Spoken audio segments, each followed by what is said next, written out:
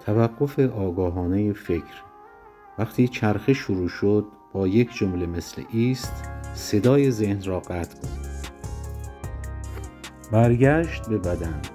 چند نفس عمیق، ریلکس کردن شانه ها یا لمس یک شیء واقعی. نوشتن افکار. هرچه در ذهنت میچرخد روی کاغذ بریز تا از حالت مبهم خارج شود. مشغول سازی هدفمند. انجام یک کار کوچک مثل قدم زدن، آب خوردن، دوش گرفتن یا مرتب کردن میز. تمرکز بر لحظه اکنون. توجه به صداها، بوها یا جزئیات اطراف برای چند ثانیه.